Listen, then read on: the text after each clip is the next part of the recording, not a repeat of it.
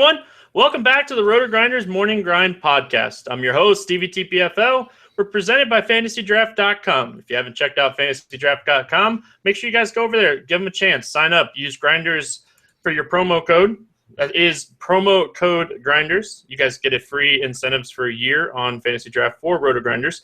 And you're going to get some cool stuff here on Friday. If you go to the main forums and you go to the top of the page, there's a lot of stuff. We're giving out tickets, we're giving out T-shirts, we're giving out all kinds of stuff here for their $20,000 home run tournament on Friday. So guys, make sure you check that out. We also have our listeners free roll today. So it'll be in the comments section of the podcast. You guys will be able to find the link there. It's starting to fill up really quick. So if you're listening to the podcast, make sure you guys jump in that, and you'll get to play against me. And I'm guessing my co-host here will jump in the free roll with us. And I'm joined today. I talked about Hoop joining us, but he had something come up. And I'm joined today by the man, the myth, the legend, Head Chopper. How you doing, my friend? Doing pretty good, man. Glad to finally get to jump on one of these podcasts for the first time in a couple years. You know, freaking Dan, he just leaves me hanging out in the wind, man. He don't call me no more or nothing. Oh, all right. Well, we're definitely going to have to get on Dan for that. He's got to call you more often, right? Just something, man. Drop me a line or something, man. Jeez. Yeah. Chop, what's up, my man? Like, we talked last year during NASCAR a little bit, so yeah. I'm glad you're joining me today. We got a lot to talk about here on this 14-game slate. It's a nice little Friday slate. Chop, you're old school like me, man. We've been doing this for a long time. I know I joined in 2009. I think you were a little bit earlier than I was. Yeah, I was there slightly earlier than that, but that's right around the beginning. I think we've seen everything come full circle now, man. So just hanging in there and hoping everything can survive here for the near future and then into the distant future. So got a lot of stuff to worry about, but at the same time, you really can't worry about it. It's been a fun ride so far. Let's just keep enjoying it, man. All right, we got a lot to talk about here, so let's get it started off here with Oakland at Baltimore. Rich Hill, Ubaldo Jimenez, the two pitchers in this game. You got any thoughts on these guys? The one thing that comes to my mind when this is a thing where we're doing this and it's kind of so early that we don't know confirmed lineups, and you haven't really dipped. At least I know I haven't dipped like full bore into the numbers yet. So a lot of these are first instincts, and sometimes that's your best instincts, is the ones right away. And right off the bat, Rich Hill jumps out to me. I'm a big fan of Rich Hill these days. I know he's a little old, a little long in the tooth, and he's kind of defying wisdom, but he strikes guys out, and I'm not afraid to take a strikeout pitcher, even if he's going to give up a few runs, but he can offset it with a ton of Ks. I'd rather have a guy who has the possibility at 10 strikeouts, but he could possibly also give up 3 or 4 runs, rather than a guy who's going to go out there and he's going to pitch pretty well, but his final stat lines are going to be 2 or 3 strikeouts. Give me the high upside strikeout guy any day of the week, and I think Rich Hill kind of jumps off to me as that kind of guy. Yeah, if we're looking at his stats, he throws a curveball more than he throws his fastball, and he has a pretty good strikeout rate, over 30% with that curveball. Baltimore's a team that I don't mind targeting left-handed pitching against them. I feel like they're much better against right-handed pitching, and I don't know about on FanDuel. I definitely think he has some strikeout upside on FanDuel, like you were mentioning. So he has the upside. It's tough on this, 14-game slate. We probably have 10 to 12 pitchers that we're going to like. But I like his price tag on Fantasy Draft a lot. 2-pitcher site, 14.8K. Good value play on FanDuel for upside. Good SP2 on Fantasy Draft for upside as well. Let's talk about some of these bats. Is there anything that really stands out to you here for Baltimore or Oakland? I would say that this game isn't one that jumps off to me for hitters, just because I know both of these guys, they could be prone to a blow-up game where they get run out by the 3rd or 4th inning, but they're also capable of going out there and shutting down the opposite. They both got nasty stuff, really. So it's tough for me to sit here and just target this game when you have a 14-game slate, and we're going to come across pitchers later on that you want to load up on against. So for me, we can go down here and cherry pick some guys. Maybe a guy like Machado or one of these solid right-handed. But Trumbo always kills lefties, pretty good. And on the flip side, we got a right-hander going for Baltimore. So maybe Reddick is kind of the money guy in that lineup. Maybe you could handpick one or two of those guys. But for the most part, I'm not high on a lot of these batters in this game, although they would be contrarian in a tournament because of that. Yeah, I feel like you, from recent talks, but us talking and chatting, we've run into each other a couple of times now. I feel like you're a field player as well. What's your thoughts on Chris Davis right now? Chris Davis with a K for Oakland. He's swinging a really hot bat, and Jimenez is a guy that has semi-reverse splits. What's your thoughts on him? Yeah, Davis he's surprising me with how well he's done here. Like back in the day, he used to be strictly a guy you'd only play against left-handed pitchers. That was his MO, and he's improved all his all-around style now. So yeah, I've noticed him, taking notice of him this year, and yeah, I don't mind that play at all. Sitting down there at sixth in this kind of a matchup, he's going to be severely low owned. Like nobody will be on Chris Davis with a K. So if anything, they'll be on the other guy in this game, and that's not good. So yeah, this is a small ballpark. I could see Chris Davis doing a few things. I mean, I would say if I'm looking at Oakland right now and I'm ranking them, their hitters, I'd say Reddick number one, and I'll probably follow that up with Chris Davis as my second best in the Oakland lineup if I'm stacking that team. Yeah, I love that call. I don't know if necessarily you want to start stack Oakland, but they do get a really positive ballpark shift here. Going from O.co to Camden Yards is a massive upgrade for them. So, yeah, I don't mind Reddick. I don't mind Davis. Stephen Vogt's a guy that has been frustrating as hell this season.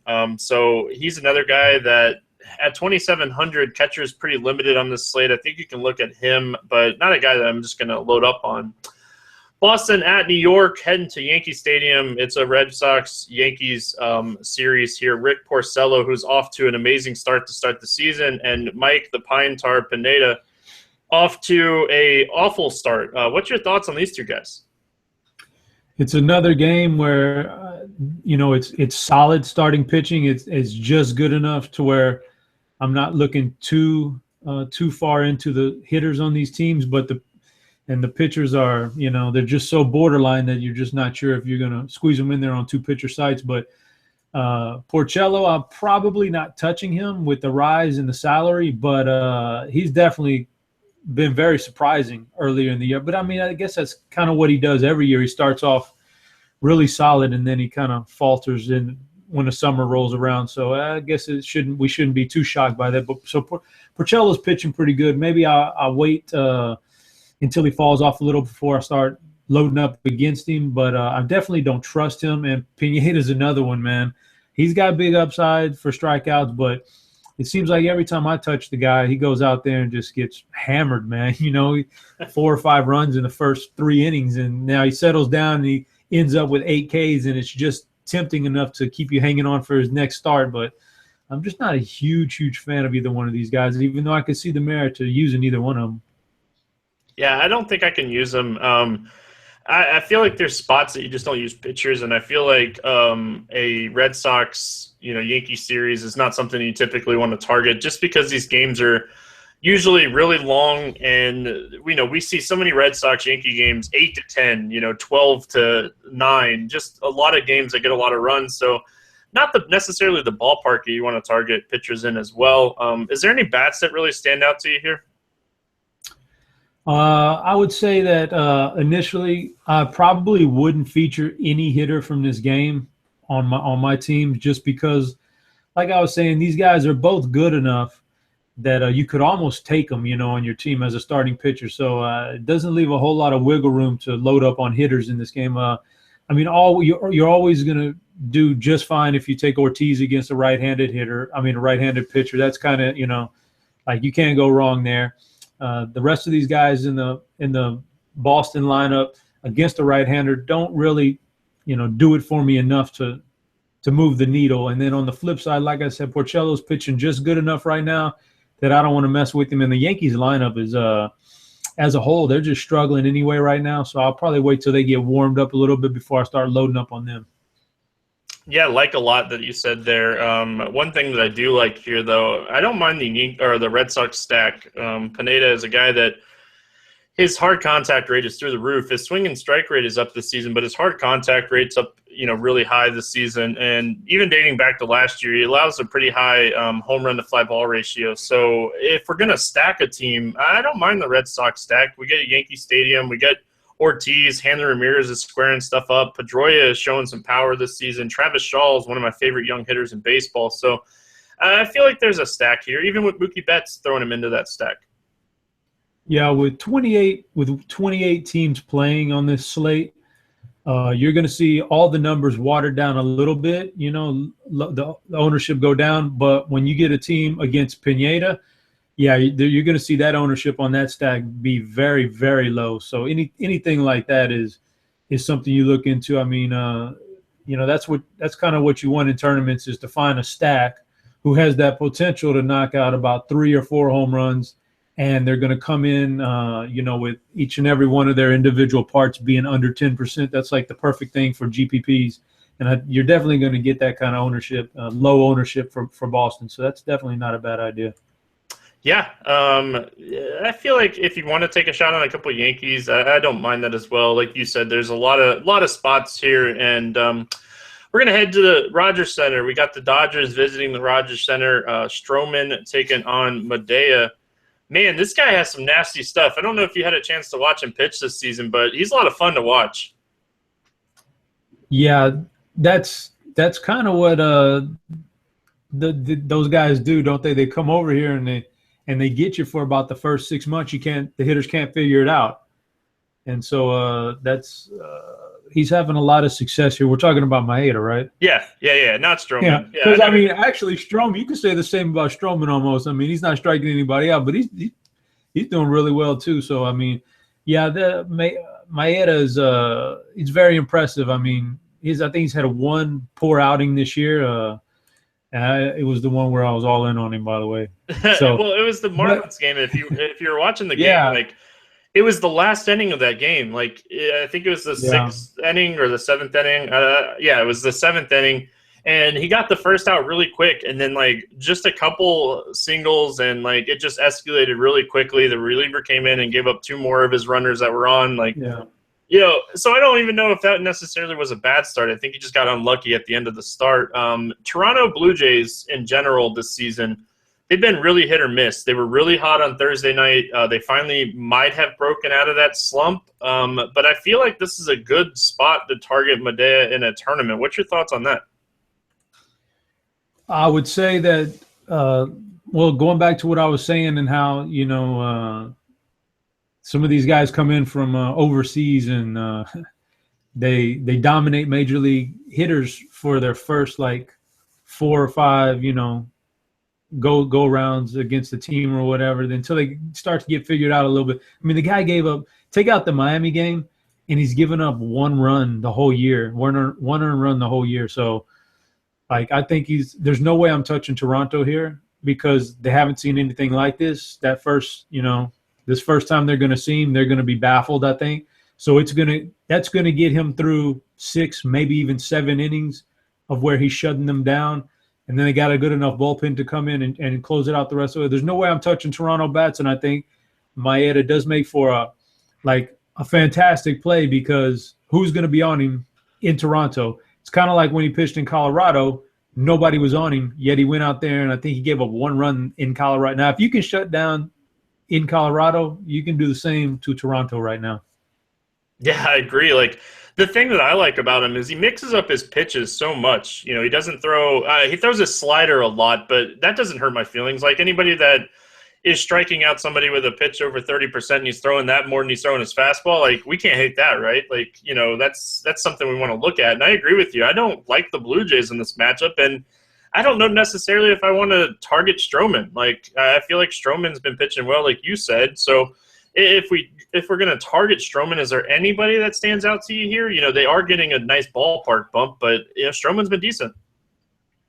When a right-hander is on the mound, my favorite player in the Dodger lineup has become Corey Seager. So if I'm going anybody, I'm going Seager, and maybe follow him up with Adrian Gonzalez. And after that, I'll pass on the rest of these guys against a right-hander, and especially one that's as quality as Stroman. So I think it's a good game to take a little bit of pitching and fade, and maybe hope that people are loading up on this small ballpark and that blows up in their face. Yeah, one thing that I do want to note here, Fantasy Draft kind of messes around with the pricing a lot, and Corey Seager and Adrian Gonzalez both under 7K here at the Rogers Center. Nice upside at that value price tag on Fantasy Draft, so I just want to throw that out there.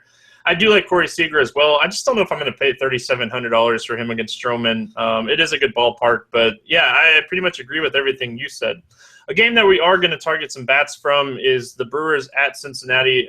This is going to be a game I feel like is going to be very popular. We got Tim Adelman against Tyler Cravey. This is going to be a good one to target bats, don't you think? I think as of right now, it looks fantastic. I mean, there's no weather issues. It doesn't look like there's any rain. It looks like if there's going to be any wind at all, it's going to be blowing out. So that's definitely a positive. It's a small park anyway. Two pitchers that, I mean, I might be wrong here, but I think they're pretty terrible. I don't know, maybe I'm not looking at this. I might not be digging into the stats enough here, but I don't think they're very good. So it's one of those things where, if you're running multiple lineups out there, it's good to stack Milwaukee, stack Cincy, and then double stack this game in general a couple different times, because it has one of the few potential on this slate to be like a super high scoring game. It's one of those things. If you can get a game and it ends up like 9-8 or something in that neighborhood, you stacked it a bunch of ways, you're going to be in good shape. And I think this has that kind of potential. Yeah, I think you nailed it right there. This is definitely a game that you can stack both sides. You can stack the game in general, and you're not paying a lot to stack this game. Outside of Braun, nobody over 3,500. So you're getting kind of a discount, in my opinion, too. And Tyler Cravey's a guy that lefties, righties, everything he's thrown at, even dating back to last year, he's just struggled with. So I feel like Votto, Bruce, Cozart, all these guys, really good plays, and I feel like this offense is starting to come alive, and this might be a good spot to, go back to the well on Votto and Jay Bruce. Yeah, I would say in the game last night, Jay Bruce hit that home run, so guys like him are very streaky. If that's a start of a nice little Jay Bruce run, you want to be out in front of it, so this will be a good shot. I do like it's always great to play those two left-handers against any right-hander when they're in Cincinnati. There's a lot to like about some of these other guys in this Cincinnati lineup too. Adam Duvall, when I was looking over his numbers, he's got some pretty good numbers there. And even though they bat him kind of low for my taste, but I don't mind Duvall. Billy Hamilton doesn't need to provide you power to give you a lot of fantasy punch. All he got to do is really get on base in this situation, and he's going to be gone for 2, maybe 3 stolen bases. So, yeah, there's a lot to like about this Cincinnati lineup, that's for sure. Yeah, I was going to mention Hamilton. He hit second on Thursday. If he hits second again, great value there. Only 2,400 on FanDuel, so really solid play on FanDuel. 7,800, little high for him over on Fantasy Draft, but on FanDuel, great value. Chop, it's been one of those things where I've talked crap about Brandon Phillips the last 2 days, and he's hit home runs both days. I still don't think he's good at baseball, and I feel like he is way past his prime, but $2,300 for a 4-hitter in a good matchup again, is that a spot that you might go to for a guy that's hitting fourth? No, I'm out, man. I mean, I think Yes. I said it the other day when I was doing a show with, I think, Britt, that I haven't rostered that guy in like maybe a year and a half, and I don't plan on it. And I'm happy for him that he hit a home run. I mean, that's fantastic for Brandon Phillips. He's a good guy, but yeah, I just can't see myself pulling the trigger on him again in fantasy, maybe for the duration of his career, unless he gets on some kind of medication or something and gets really good again. But he had a stretch there at the beginning of his career where he was really good, and he just hadn't done it for me, the last couple of years. I think he's fallen off, and I think the batting fourth in this lineup is more of a token of appreciation for him, by the people around him rather than his actual talent level. So I'll pass on him, and if I'm stacking Cincinnati, then he's probably one of the guys I'm leaving off right away, and hopefully, he doesn't do well and everybody stacks the cleanup hitter in there, and their stacks burn in hell, because they get that zero out of him, and you're down there with like a Suarez or a Duvall, and one of those guys crushes a home run or something. Yeah, you don't know how happy you made me. Like, everybody's been giving me crap on Twitter for 2 days now that I said Phillips sucks and like he hit 2 home runs. Like, you guys keep playing him at his 40% ownership. I will continue to. And I say that Thursday was so ugly. I played him in some lineups, but Altuve was still my guy, and he did fine. So let's talk about some of these Milwaukee bats. We get another. We've been talking about this game. It's a small ballpark, and Adelman's a guy that I feel like we can pick on. And one of the hottest hitters for the Brewers right now is Chris Carter, and he's always a tournament option for me. Well, yeah, he's the definition of a tournament guy. I mean, anybody who has that ability to walk out and hit 2 home runs, no matter, even though his downside is like 0 for 4 with 4 strikeouts, that's okay in a tournament. You don't mind that. You trade off that upside for that downside. So he's definitely one of the guys you look at in a tournament. There's a couple guys in this lineup that there's a couple guys like that. Aaron Hill's like that, even though you would prefer Aaron Hill against a left-hander, but in a situation like this, you just play any one of these guys because you never know what's going to happen. If things work out the way you think they're going to work out, then Adelman should be out of the game fairly early anyway, and you should be facing off for about 5 innings against the bullpen, and that's a bullpen that's not quite as good as it used to be. So you never know when some of these guys that you don't think have the platoon split in their favor right now may get a couple of at-bats against a left-hander later on coming out of the bullpen or something. You just never know. So any one of these guys is in play all the way down through the 8th hitter to me. I mean, I think they're all good plays. Yeah, 2 names real quick before we move on. Neuenhuis and Presley, both 2,300 on FanDuel. Presley hitting that 2 spot, hit a home run on Thursday. They're just value plays. You're playing, if you're playing up for a guy like maybe Syndergaard, who we'll talk about later, or something like that, you need some value. And it's never bad to target a high total with a 2-hitter that's 2,300. So Philadelphia at Miami, Vince Velasquez against Wai-Hee Chen. 2 interesting pitching options here. I want to get your thoughts. Okay, I'll give you my thoughts. Here's my thoughts. I'll probably avoid Chen, even though the numbers say he's a probably slightly above average guy. I'll tell you what, it's tough. I'm not. Going against Philadelphia is always a good thing too. So maybe I don't avoid him all the way. But out of these 2 guys in this game, Velasquez is the guy who I really like. And it's for a lot of the reasons I've said on some of these other guys. I want a guy who can go out there and give me 10 strikeouts. If you can do that for me, then I'll roster you in tournaments, because I just want that upside rather than I take Chen and I see maximum 5 strikeouts maybe. That's fine. If he 5 strikeouts, if he doesn't give up an earned run, that's fantastic. But if things go wrong and he gives up a few runs and he's not going to have the strikeouts, so you're in trouble. But a guy like Velasquez, we've seen him come out one game this year against San Diego and he went for 16 strikeouts. That's some upside right there, man. So you have a lot longer leash if you can in fantasy, at least. If you can get you some big time strikeouts, you can afford to give up 3 or 4 runs and still come out with a very good fantasy line, as opposed to a guy who can't strike anybody out, who gives up 3 runs and they're going to leave that game with single digits, and you're not going to be very happy. So yeah, I'm a big fan of Velasquez. I wish Houston wouldn't have got rid of him, but they did. Well, we can use him now in fantasy, and I like him in this big ballpark. He's a right-hander. I would have a little bit of trouble using a left-hander against the Marlins just because of Stanton and his potential. But since it's a right-hander, I think he kind of neutralizes that a little bit. And, yeah, I don't mind Velasquez at all.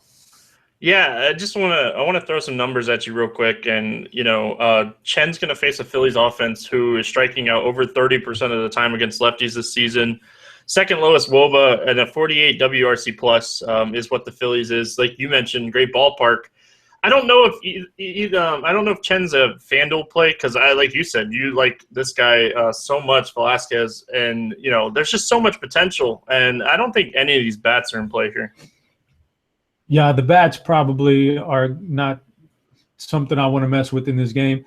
And I mean, you're right in the fact that every day this year I look and I see who's Philly playing, because that's a pitcher that, I'm going to put near the top of my list. So I guess Chen shouldn't be any different. He's a guy that, you should definitely consider. I think he's more of with this big slate like this and these other strikeout guys, he's definitely a guy on two pitcher sites as opposed to, like you said, FanDuel, where you can only go with one guy. That's, you got to take the big strikeout guy on FanDuel. But on a two pitcher site, you need that second guy, the secondary guy like Chin, who so go out there and give you a good performance. So I'm fine with that. Yeah, two bats that, I might take a shot on in a tournament in this game, Franco and Rupp. Two upside plays against left-handed pitching. That's just about it. Like, we can always mention Stanton. Stanton, always a guy that you can target, especially on DraftKings. His price is down a little bit in this game. He's always a guy that you can target for home runs, right? Always. That's not even like a question. Like, Stanton, probably one of the best home run hitters in baseball. Kansas City at Cleveland. Ventura against Salazar in this game. This is a game that's really interesting to me. I don't like pretty much anything in this game. Yeah, this is a really, really shady. I'll put it like that. It's one of those games where you don't like the starting pitching, but they're just good enough to keep you away from the hitting, and it's one of those things. It's Salazar is probably a better option than Ventura. Ventura has actually more or less been kind of disappointing this year.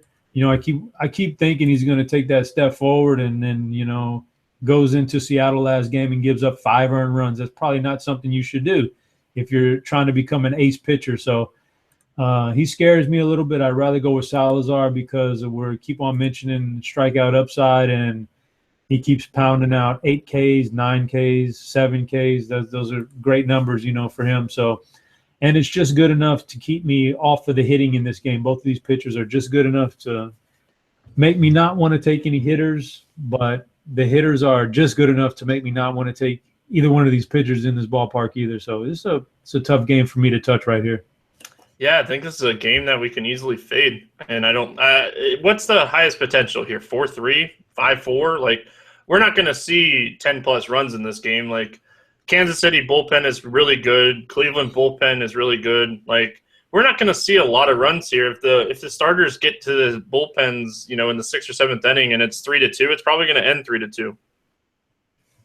Yeah, that's another good point is that underrated aspect of fantasy is trying to assess the bullpens, and when these starters leave, how much can you get into the bullpen and tear them up? And in this case, you're not going to have a lot of success once these guys leave. So probably not a game you want to go around stacking or anything like that. You'd have to cherry pick a guy here or there, and I don't see the guys in here that really do it for me, to be honest with you. Yeah, I agree with that.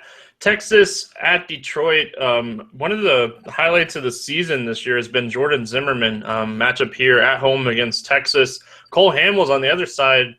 This is an interesting game because Zimmerman's price has come up across the industry, and Cole Hamels faces a Detroit team who 1 through 6, 1 through 7, all these right-handed bats can hit left-handed pitching. So what's your thoughts on these two guys?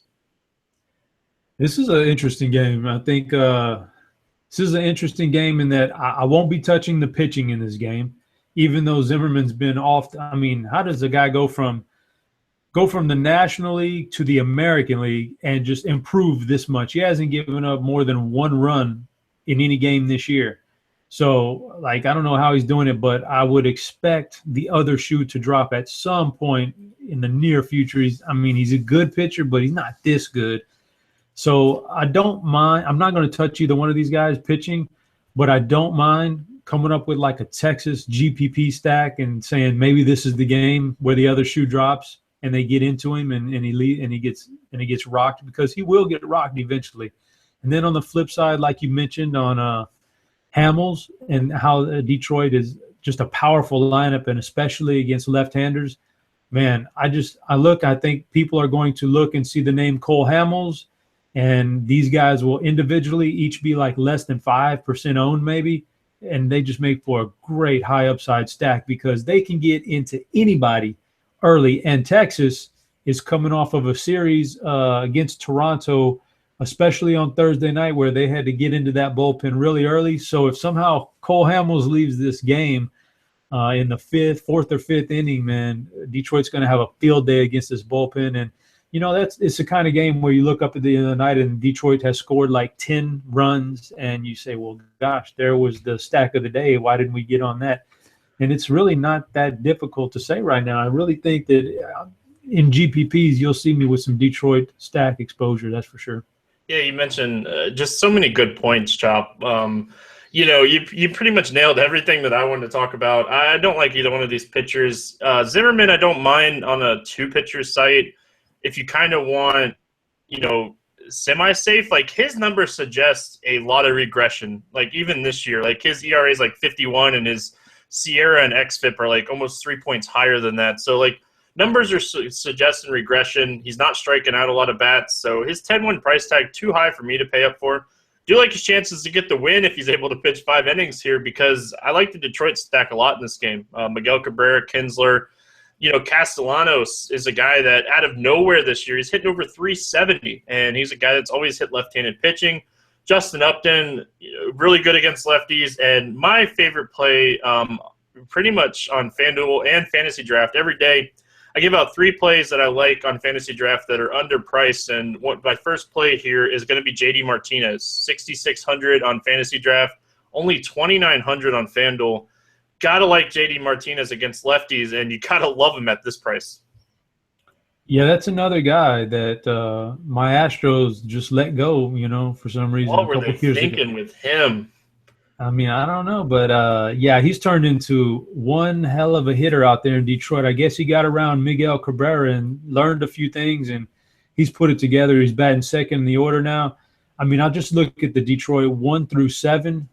Man, and even down there at 9, Jose Iglesias will be a sneaky little punt at shortstop for that price too. But 1 through 7, these guys each one of these guys has big time home run potential, and that's exactly what you look for in a stack is if each one of your guys has big home run power, and a guy like Cole Hamels who, when he does give up runs, it's typically a lot of it comes via the home run, and it comes in bunches. He has these bad games. So, I like this lineup a lot tomorrow as super contrarian.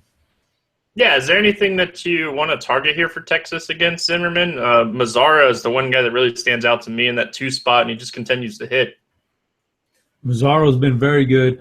Like I said, I think Jordan Zimmerman comes back down to earth pretty soon, and if it's in this game, I don't mind a little Prince Fielder, going back to Detroit here. Fielder, he's always hit well in Detroit, so that's a good one. Mitch Moore, I'm really looking at the lefties, and they've got quite a few lefties in this lineup, and a lot of them pack some power. I like Odor at the top. You mentioned Mazzaro. Fielder and Moreland are 2 solid. I mean, those are home run guys, especially Moreland. He's one of those multi-homer guys. There's certain guys out there that pretty much don't do anything about 85% of the time throughout the year. But when they do something, that other 15% is like a 2-homer game. He's got that kind of upside. So I don't mind him out there tomorrow or tonight, actually, whatever time we're on here on the West Coast, East Coast. I mean, but I think there's a potential here for Texas. It's one of those things where you're just not going to get a lot of ownership on any of these guys. I'm not going to cherry pick and go 1 or 2 guys and put them in my cash game lineup.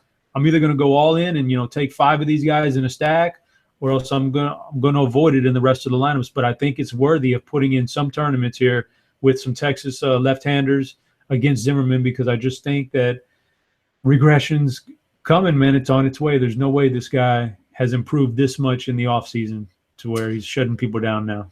Yep, unless he gets busted from steroids here soon. But, yeah, I agree with you. One last thing I want to mention on this game, and if I didn't mention it, I'm sure I would get a lot of hate mail. James McCann, 2K against the lefty and Colt Hamels.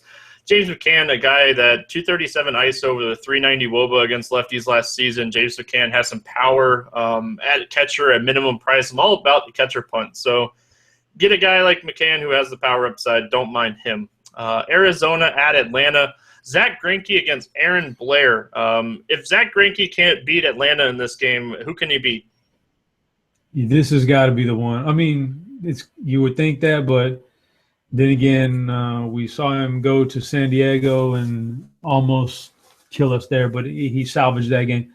I would just think that he can handle Atlanta, right? I mean, this lineup for Atlanta is probably not going to look good outside of Freddie Freeman. Everybody else should probably just be in AAA, you know. So I would imagine he could come in and start earning some of that big paycheck. I do like Zach Greinke a lot, although I do think he'll be very popular also. So if that's something to consider, then, you know, make a note of it. But I think he'll be one of the more popular pitchers. But it's for a good reason, though, because he's facing off against a team that just hasn't, you know, like I said, they have one major league hitter, I think, and the rest of these guys really – I mean, man, we're projecting probably Jeff Francoeur to be the 4 or 5 hitter in a lineup against a right-hander. I can understand it if it was a lefty. That's going to be like your 4 or 5 hitter. It's just bad. It's just not a good lineup, and they've shown it this year. So, yeah, I'm all on Greinke here. Yeah, lowest ISO, lowest WRC plus, lowest hard contact rate, second lowest team WOBA against righties this season. If Greinke can't do it here, and we see it from time to time, we've seen it with DeGrom on Thursday night. Like, it happens from time to time. But if Greinke can't do it here, there's just no spot that Greinke can do it in. So, now I have something that I want to mention here with Aaron Blair. Blair was involved in that Shelby Miller deal with the Braves and the Diamondbacks. Blair was actually drafted by the Diamondbacks, spent 3 years in the minor league system with the Diamondbacks. So, if anybody has a good scouting report on Blair, it should be the Diamondbacks. And I expect the Diamondbacks to score some runs here in this game, and I feel like they're going to be a really sneaky stack. Yeah, I looked at the name coming in and did a little research, and I would definitely think.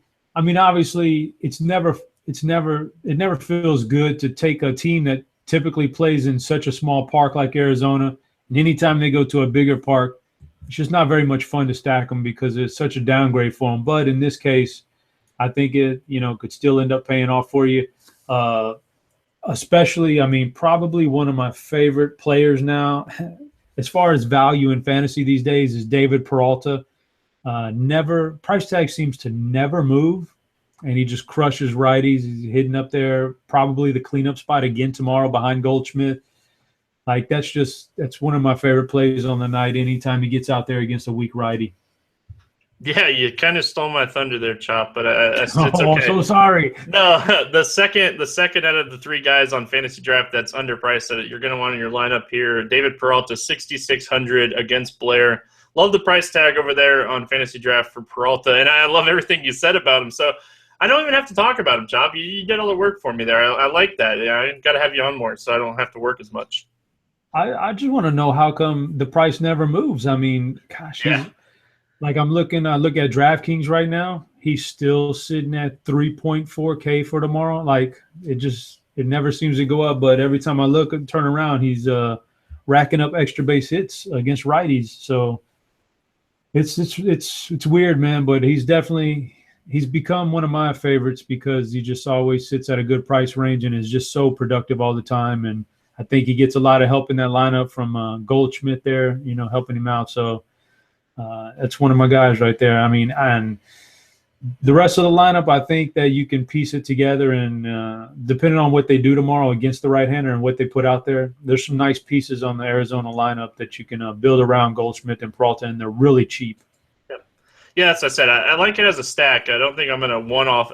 Outside of David Peralta, his price across the industry too cheap. I think you can one-off play him just about anywhere. But even Paul Goldschmidt, we don't ever see him under 4K on FanDuel. Like that $3,900 price tag on FanDuel for Goldschmidt, just too cheap. And Jake Lamb, another guy with upside, 2,700. Like you said, the pieces around these David Peraltas and Goldschmidts, just cheap. So you can get a cheap stack, and you can, you know, stack your pitcher with maybe go Greinke with Goldschmidt, Peralta, and maybe one of these other guys. And, you know, you're trying to get the run support, and you're hoping Greinke has a good game.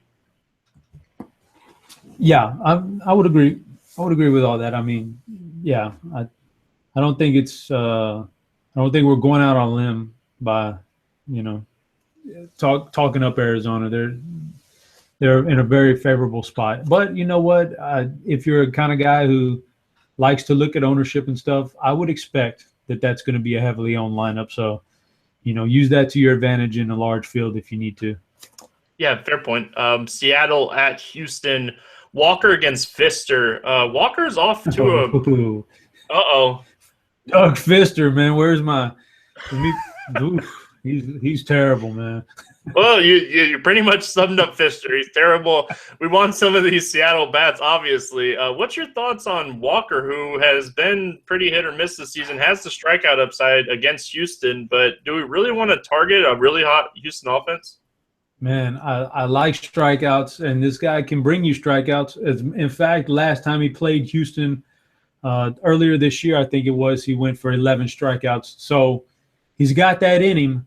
But then again, that was in Seattle, and this is in Houston. It's a much hitter-friendlier ballpark here in Houston. So, and, you know, they just saw him a couple weeks ago, so maybe they got a little read on him.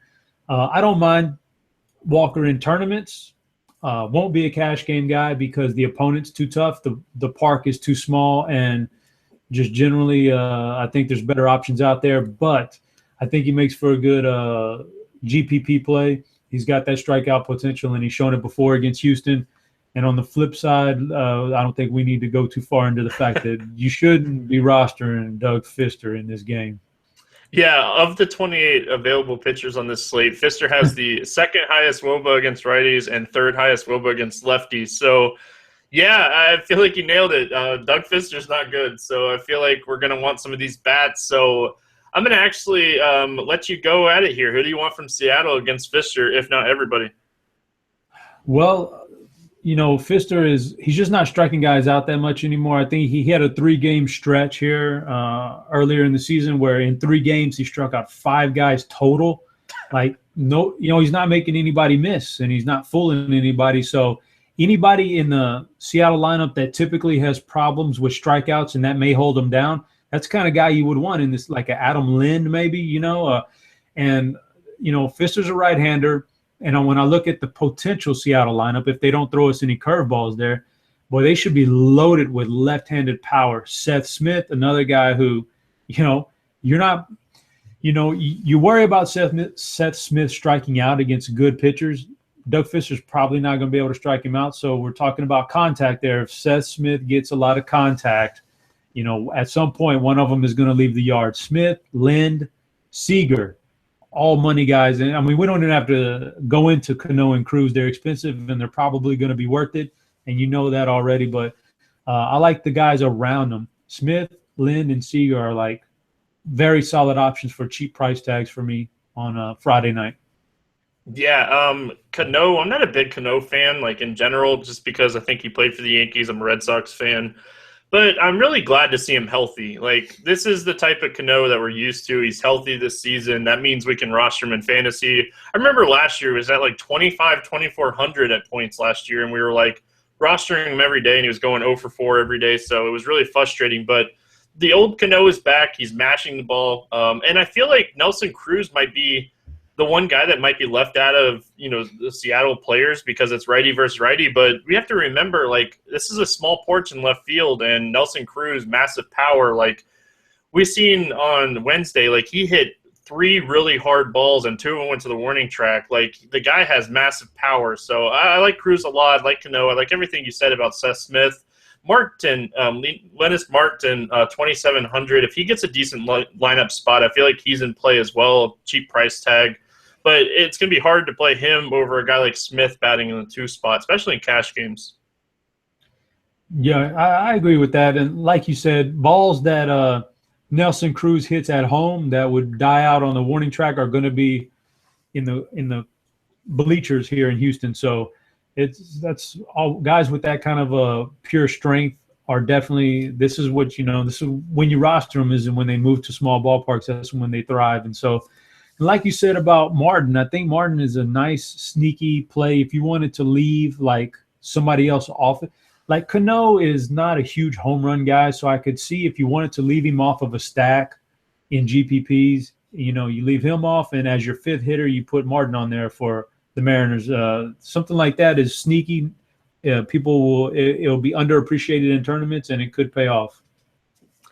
The Houston Astros are extremely hot. Altuve, one of the hottest hitters in baseball, if not the hottest hitter in baseball right now, just mashing the ball. Correa, Springer, all these guys, even Rasmus is – I feel like this might be a spot where I don't know if I single out Altuve or these guys because their price tags are so high across the industry, but I feel like we could take a 4-man stack here. Uh, I would absolutely say that on a big night like this, and you're looking to differentiate yourself between other people, this is a good team to do it. I mean, anytime Houston steps out there at home, they're a threat, to just crush the ball. Walker's the guy who, when he's on, he's great, but man, when he's off, he's prone to being run out of that game by the third inning. He can really lose. He can really lose it quick.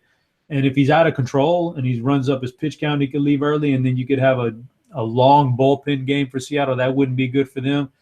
I definitely Houston has such power in that lineup. I mean, you could look at that lineup. It's hard to even pick five guys out of there if you wanted to stack them. They've all got just all the way down to their 8-hitter, Valbueno. There's a guy who very capable of hitting a home run. Colby Rasmus. Correa hits righties better than lefties, actually, more or he did last year. I think he's starting to improve against lefties this year, but Correa, super solid against righties. Springer's getting hot right now. Altuve's hitting the home runs, I think, back-to-back games now. Yeah, it's a good, sneaky lineup to pick about 4 or 5 guys out and put them in a tournament. Yeah, another cheap catcher upside play, Evan Gattis. I don't know if I go back to the well on Castro, just because I feel like he's going to be if there's one guy popular in the Houston lineup, it's probably going to be Castro. They did raise his price up to $2,700 on FanDuel, but I feel like if there's one guy in Houston that's going to be popular, it's a catcher that's coming off of a game where he scored, 47 fantasy points. So he might be the one guy that I don't play from Houston here. Yeah, I mean, we're seeing we're coming across a lot of punt options at catcher anyway. So, I mean, if you wanted to leave that position off of your Houston stack and go with like a guy like McCann from Detroit in the good split matchup, because there's easily 5 other guys in this Houston lineup that provide just as much power as Castro. So, yeah, I agree with that. Minnesota heading to Chicago to take on the White Sox. We have Matt Latos against Ricky Nolasco. Latos, 1.84 ERA, 4.96 SIERA and xFIP. The regression is coming for him here. What's your thoughts on Latos and Nolasco? Both guys that I'm avoiding, to say the least, and if anything, looking to get some hitters against. You mentioned regression and things like that. Yeah, there's no doubt that Latos is about to experience a different side of, I mean, the American League, he's just pitched out of his mind. He's gotten super lucky so far. Don't have the numbers in front of me, but I've watched some of his games where like he's been so dangerously close to getting run out by the 5th inning, and he's salvaged himself with a great defensive play behind him that turns into a double play or something. Yeah, I mean, listen, Minnesota's not a good offensive team, so it's hard to, put too much pressure on him and say he's going to get run out early, but I don't like Latos. Wouldn't mind taking some Minnesota guys against him. And on the flip side, I can't roster Nolasco. Yeah, I don't think anybody can. Like, you have to have really deep pockets, or you got to have a really strong stomach to be able to faithfully roster Nolasco. I like Park and Sano, but I feel like I like them as one-off tournament plays. I don't know if I'm going to roll out a Minnesota stack here, but I like those 2 guys. Yeah, Park has been a guy who's been really – I don't know if it's surprising. I didn't know much about him. Apparently the power was always there anyway, so – he's good, but I mean, Sano is, he's been every bit as impressive as he was last year. He's a fantastic option any night he's out there against a weak hitter, and he's the one guy in this. Like I said, I probably won't stack these guys because they're just not that good outside of 1 or 2 hitters. But I would definitely cherry pick Sano and put him in. I wouldn't mind putting him even in a cash game. He's that good, and he's just as good against righties as he is against lefties, so I'm down with that. Yeah, Park, man, overseas back-to-back 50 home run seasons. Like, the guy has upside, so I love that. And I feel like, I don't know, I feel like people are starting to pick up on it. I was getting him under 5% a lot, and I feel like he's starting to go up a little bit. I feel like this is a matchup you could target him. Speaking of home runs, I feel like Jose Abreu is a guy we always like to target for some home run upside, and he's starting to warm up at the plate. Really cold to start the season. comes in with multi-hits in a lot of his last games. Like, I think it's 6 out of the last 8 games. He is, yeah, we know how much power he has. He's, that guy. I was looking at his numbers tonight just because, or last night, Thursday night, when we were doing the research for the Thursday night baseball, and just realized what a massive split difference he has recently against. He's so much better against right-handers than lefties. It's a weird thing. So that's, that plays into his favor tonight. He's just got so much power going against a guy who's prone to giving up the home run ball. He's one of my top first basemen on the night. I like the ballpark, favors him tonight. It's just a lot of good things going on for Abreu. He's one of my top options. So if you like Abreu, I'm sure you like Frazier for the same reasons. I like Frazier, probably a little bit less. Frazier's a guy I really like. I go out of my way to absolutely get him in my lineups when there's a left-hander on the mound. That's for sure. But even against right-handers, he's improved over the last few years as opposed to what he used to be in Cincinnati, where he struggled against righties. But now, he's definitely more than adequate. So he's right there. These two guys could potentially feed off of each other in this game. Just one of those games where all of a sudden things could get out of hand for Minnesota. And Minnesota's just not a very good team in general. So this could be one of those good games. Yeah, you can't do it on a site like FanDuel or DraftKings, but on Fantasy Draft, you can take Abreu, Sano, Park, and Frazier and kind of do like a mini game stack, and you're getting all the power. You can't do it on FanDuel because you got Park and Abreu at the same position. But that's the one good thing about like the infield, outfield utility spots. So I like it. I don't know if you could game stack it on FanDuel just because you're limiting yourself because you're losing one of the first basemen. So that's the only reason I don't like it there. But I like those 4 guys. I like the upside for those 4 guys that we talked about. Yeah, that's a good reason why you should, expand yourself and find sites where you can do things like that for occasions like this. It never hurts to have a little bit of variety in your lineups. It is baseball, and things can turn on you real quick. So there's no problem with. I've always felt like it was good to have multiple outs, man, multiple options to go back on. So get yourself a couple different sites, and on a night like Friday night where you're looking and you can pull that off on a site and you can get those 4 guys in there. That's always fun. So I'm down with that. Yeah, we mentioned a little while ago, we talked about Kansas City and Cleveland being a game we kind of just avoid. What's your thoughts on this Pittsburgh-St. Louis game? We got Laureano against Carlos Martinez. I don't want either one of these pitchers, but I don't want a lot of the bats either. Yeah, definitely not a game I would even consider even a GPP stack. I just don't want to waste my money like that. I know there's always the potential that Laureano goes out there, loses complete control, and he's out of the game in the second inning.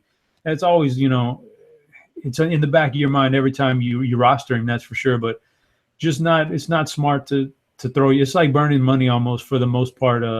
They're just not going to score a lot of runs on Carlos Martinez unless something crazy is happening and he's like under the flu or something and we don't know about. Otherwise, if both these guys are healthy, you're not going to get enough runs in this game to stack it and win anything. And if you're cherry picking a team that only scores 2 or 3 runs, well, you've got about a 1 in 9 chance of failure, or 1 in 9 chance of success and eight times failing. So just not going to be a lot of runs and not enough for me to consider the hitters.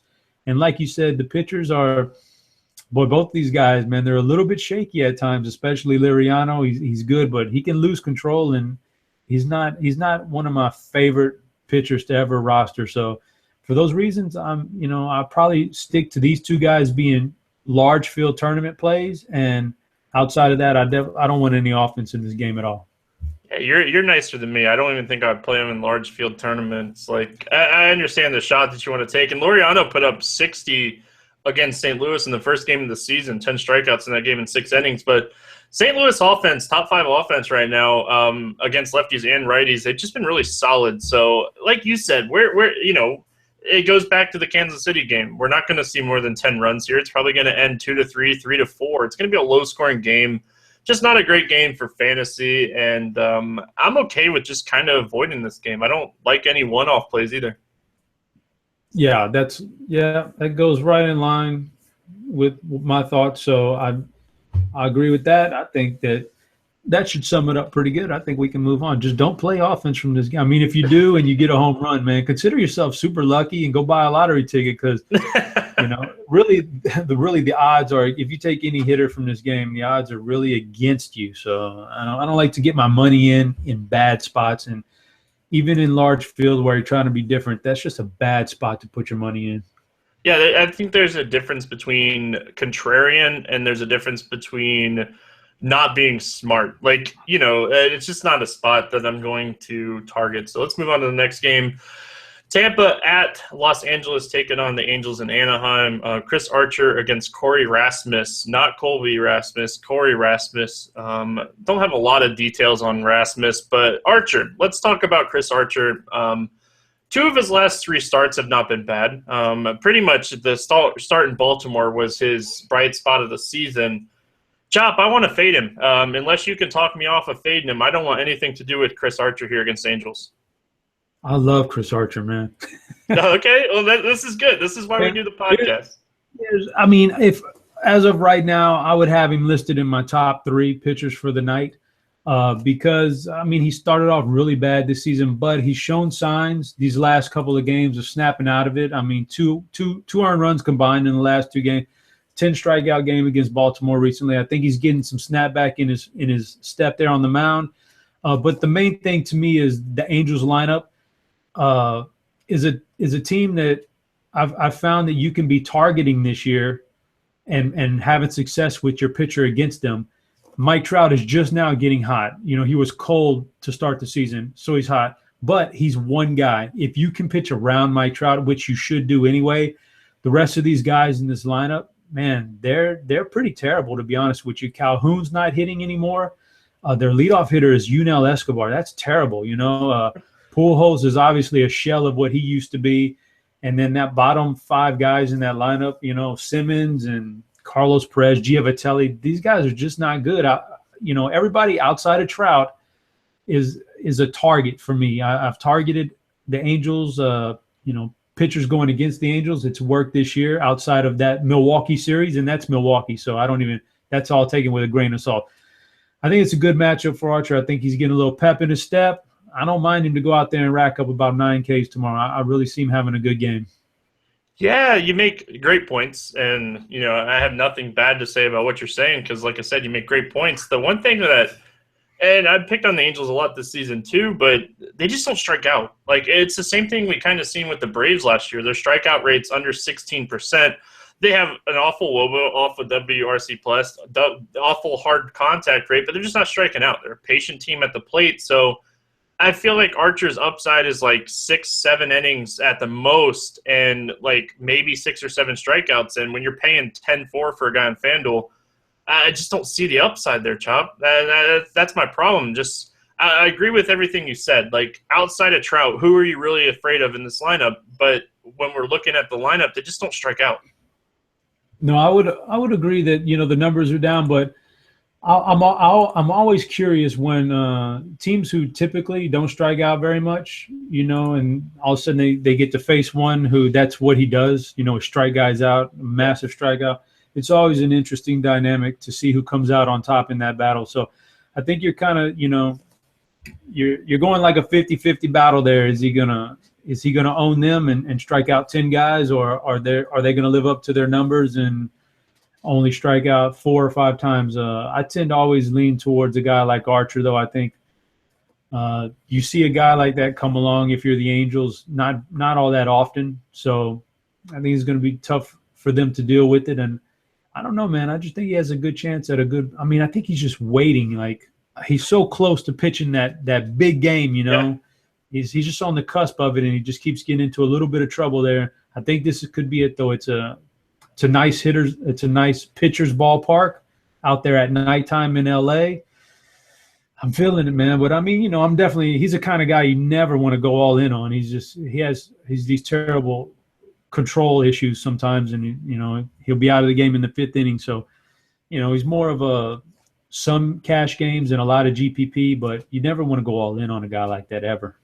Yeah, you make great points, and I don't. You look at BVP, right? Absolutely. Yeah, he's had struggles against the Angels bats, like 346 average against them. It's a pretty small sample size at 52 at bats, but Escobar, Pujols, Trout, even Jenna Vitella, Pennington, all these guys have hit him pretty decently. Not home runs, but they're getting base hits against him. So I would not be shocked if Archer is on the winning tournament team with 10-plus strikeouts in this game. He's just not a guy that I feel like on this slate I'm going to target, but Chop likes him, and that's why we do the podcast, and that's why I bring on co-hosts from time to time. So I like the call. I love his upside. And I'm from Tampa, so I'm a big guy, like a big fan of Archer in general. Corey Rasmus, man, we really don't have a lot to go on with this guy. Like, he's a bullpen guy. Like, what's the most we're going to see out of him? Like, 4 or 5 innings? Yeah, I mean, I guess the best thing you can say is that he's Colby's brother. I don't know, like he's just, there's nothing there for me that says that you definitely don't want to take the guy. Absolutely not. Under no circumstances do you want to roster him. I don't even know if you can, but you don't want to. And as far as stacking against him, I can see, there's no reason why you wouldn't run out some Ray hitters in your lineup. And listen, I don't project this guy to stick around for very long in this game. He'd have to stretch himself out, and I don't think he's ready to do that just yet. I could take a quick look at his game logs right now and tell you that he's a 1 or 2 inning guy so far this year. So I don't think he's in any condition to go 6 innings, which means he'll be out of there early, which means we'll be into the bullpen early. And anytime you get into the bullpen of any team, basically outside of about the top 5 in the league, you can do some damage against bullpens because it only takes 1 or 2 of those relief. You're going to cycle through a bunch of relievers. If 1 or 2 of them are off their game, bam, that's a 7 or 8 run game for that opposition at the end of the night. And so I'm down with taking some Rays in this game. Well, that's good. You're going to just lead right into my final fantasy draft third play here out of the 3 guys that I feel like is way underpriced, and that's Corey Dickerson. Should hit in the 4 spot. Only $6K, and he's really cheap on DraftKings as well. Really cheap on Fantasy Draft here at $6K. Like you said, this is going to be a bullpen game, and we never hate bullpen games. Like, we don't expect this guy to be – I would be shocked if he throws anything over 5 innings. I'm thinking more like 4, but it's hard to project that. The Angels have pretty much said this is going to be a bullpen game, so love Dickerson in this game. Just absolutely love Dickerson here. Yeah, he definitely the number 1 guy in this lineup I target. That's a guy who would go in cash games. You could cherry pick him, and he has to be part of every race stack. He's that good. He's their best hitter right now. Yeah, I would agree with all that. He's 2,500 on FanDuel. Like, you're not going to have a guy in the outfield at 2,500 with his type of upside. I don't care who it is. Well, he's 3.1 on DraftKings, and that's a site that's typically pretty sharp with their pricing, and that's way off. So, yeah, he's got to be a guy that probably anchors down your cash game lineups tomorrow, regardless of whatever site you're on. Those prices are just too cheap. Too cheap indeed. Is there anybody else here that you like for the Rays? We did mention it's going to be a bullpen game. Is there anybody you kind of want to single out, or is it a game you might just kind of throw in 4 guys? Yeah, I think it's a game you throw in a few guys around Dickerson. They all have potential. I mean, it depends on who they're going to run out there and who they're going to start. Kiermaier, always a nice threat. Logan Morrison, Souza. I don't think you even look at platoon matchups because, we're going to see so many guys out of the bullpen. Who knows who's going to be up batting when the left-hander's on the mound, who's going to be up batting when the right-handed reliever's on the mound. We just don't know. So I'm not even going to look at lefty-righties. I just think you take Dickerson and you throw some other guys around him in this lineup, and you hope you get the right 4-man combination in there. Next game, Colorado at San Francisco. Madison Bumgarner against Chad Bettis. When you're thinking of this game, you're like instantly thinking, oh yeah, Bumgarner against Bettis. You lock him in for the win, and the Rockies were awful, just absolutely awful against left-handed pitching last year. But with that all being said, highest ISO, second highest WOBA, really high hard contact rate, really solid WRC plus. They are still striking out over 24% against lefties, but the Rockies are not a pushover against lefties anymore. Yeah, they've improved. And, For some reason, it seems like they're scoring a lot of runs in San Francisco these days. You know, the game on for the last couple of days has been some pretty high totals out there. So you never know, man. I don't. And Bumgarner hasn't exactly. I mean, it was pretty bad to start the season, and he hasn't really. He was good last game out against the Mets, but he's been right around slightly above average outside of that game.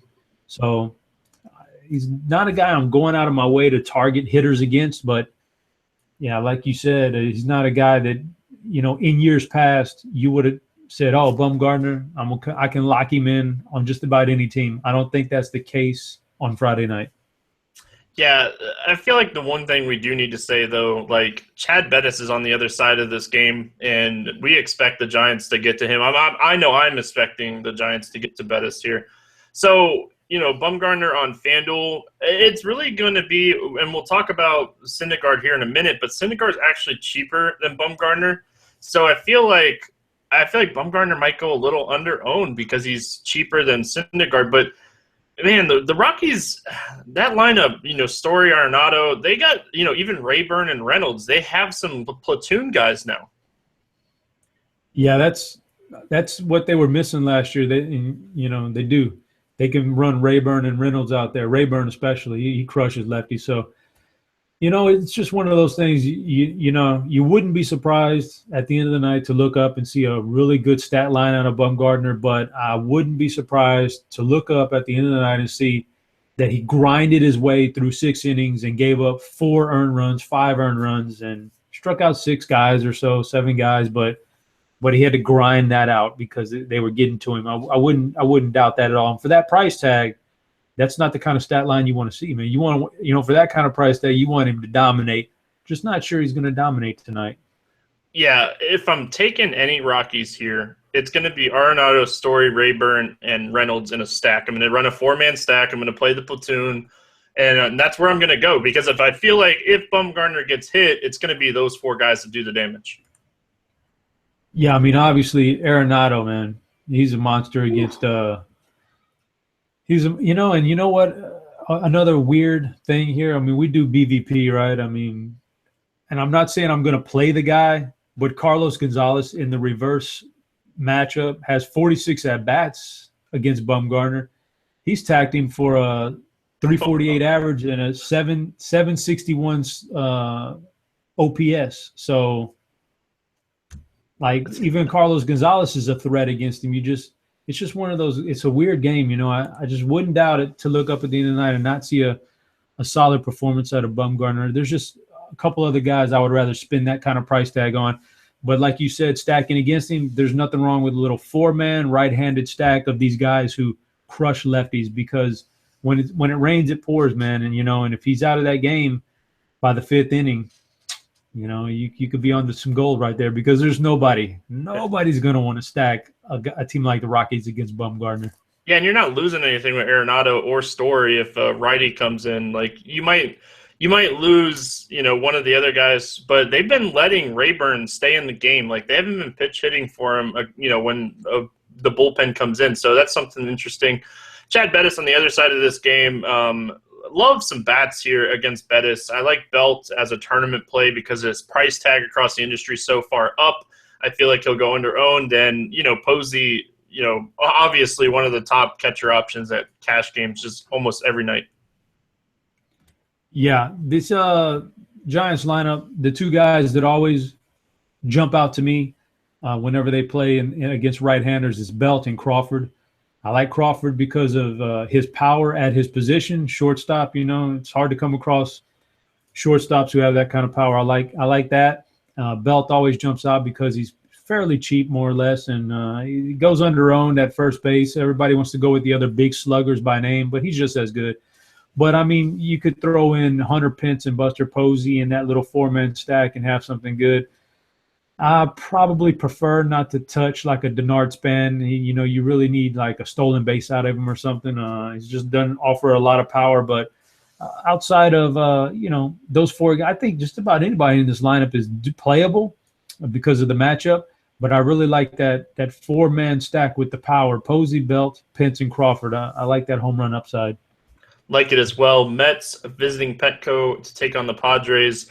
Noah Syndergaard, we're hoping, does a lot better than what Jacob deGrom did on Thursday night. And Drew Pomeranz is a guy that I love for tournaments in this matchup here. What's your thoughts? Like on DraftKings, I feel like I'm going to roll this combo out. Like both of these guys in a tournament lineup, as just with Pomeranz being so cheap. I love it. I would start off by saying that, yeah, you have Syndergaard on one side, so you can effectively eliminate any thoughts of taking any San Diego hitters. That makes it a little bit easier for us, when we're building lineups. You can mark those guys off. And there's only about two, maybe three guys for the Mets that I would even consider. Pomeranz has been really good this year. So, I love Syndergaard. He's got to be one of the – I think I said Archer was top 3. Well, Syndergaard's ahead of him, so he's definitely – probably 1 or 2, maybe number 1. And on the flip side, you were saying Pomeranz. He's a strikeout guy. He loves this ballpark. I think he's adapting well to this team. I like him. I like him to roll through this lineup. If he can get around a couple of guys, namely Cespedes, if he can get around Cespedes, he can have a big game. I like that. Yeah, I love his price tag on DraftKings specific because he's like $6K, and if we're trying to fit in, I know you were talking about Archer, we're talking about Syndergaard. I don't mind taking pictures from the same game on DraftKings when I'm just targeting strikeout upside, and I would not be shocked if we see the combination of these two guys put up 50 plus points on DraftKings on the slate because.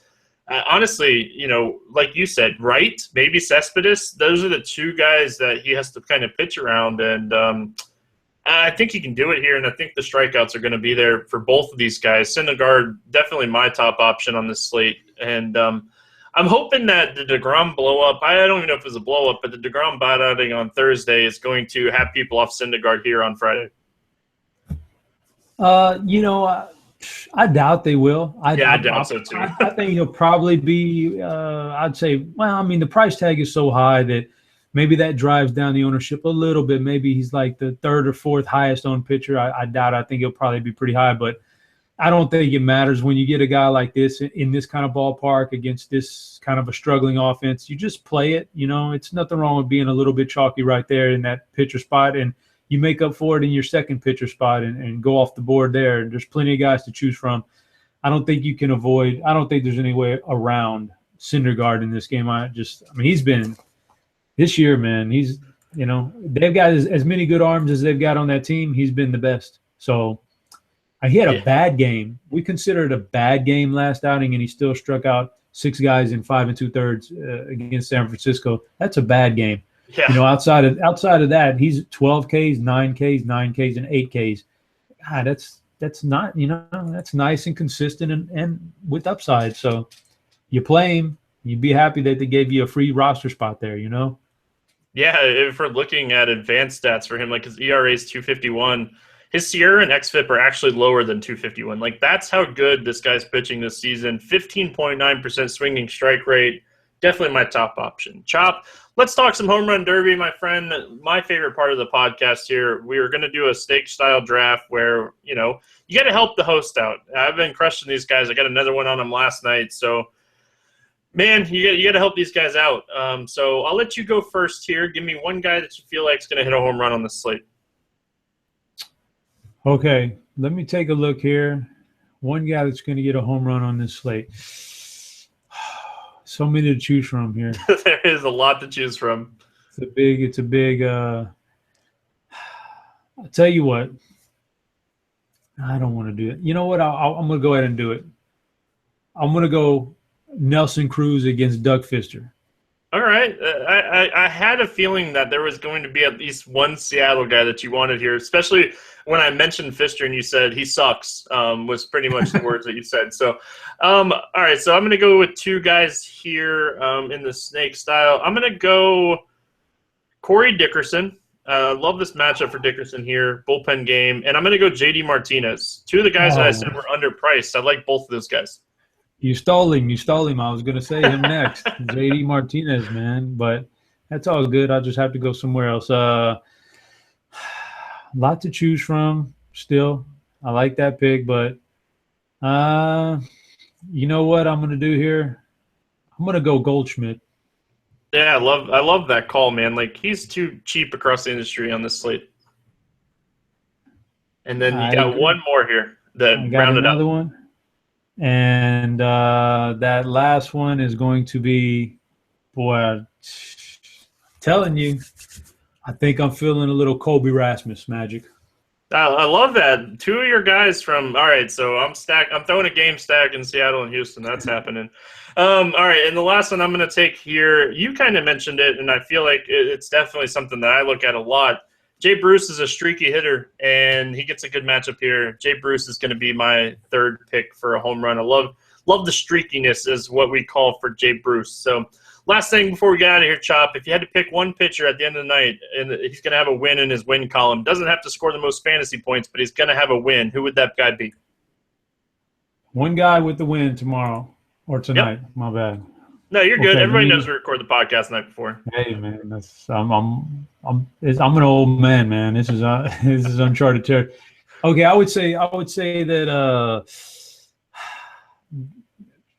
I would say Zach Greinke, because he's more than likely going to pitch a good game, not going to give up too much. And the Diamondbacks offense should be able to score plenty of runs. I think that's your best shot at a win. You can never predict those things really to a T, but I think that's the guy. Yeah, I was going to say Bumgarner, but I feel like that's too chalky because I feel like the Giants are going to get to Bettis. But I'm going to go a little off the beating path here. I'm going to go Madaya, the Los Angeles Dodgers pitchers at Rogers Center. I'm sticking with my gut here. I'm saying that he's a good tournament play. I'm going to stick with my gut. I'm going to roll with it. And I feel like at the end of the day that he's just going to be a guy that picks up the win. It might be a little bit riskier than what you're thinking here, and a little bit riskier than Bumgarner, Syndergaard, those guys. But I do like the Greinke call. So, Chop, it is a pleasure to work with you, my friend. I'm going to have to get you on more often.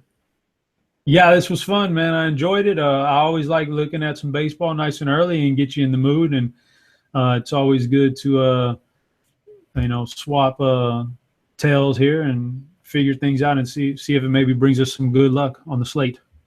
Yeah, there's been a lot of good luck lately. So the Houston stack the other night, the Toronto stack, and the Milwaukee-Cincinnati game stack yesterday. So let's hope we keep it going here. Like I said at the beginning of the podcast, we've got a listeners-only free roll on Fantasy Draft, giving out some tickets, some RG swag. It'll be in the comments section. If you guys haven't signed up for FantasyDraft.com, make sure you sign up using the promo code Grinders. That way you guys get the 100% deposit bonus up to $600. Add a 4% drip, and you get incentives for free for a year on Roto Grinders. Get some awesome content, $180 value that you get for free. So if you're going to sign up for Fantasy Draft, give them some love here with the Grinders promo code. A lot of stuff going on in the forums about Fantasy Draft this week with their awesome promos for the $20,000 home run, $22 buy-in, only 20 entry max. So you're not playing against guys with 100 entries. So really good tournament over there. That's going to pretty much wrap it up here on the podcast for us today. We'll be back on Monday with Hoop 2410, talking some tournaments and some cash plays. Chop, like I said, great to have you on, and we'll see you guys on Monday.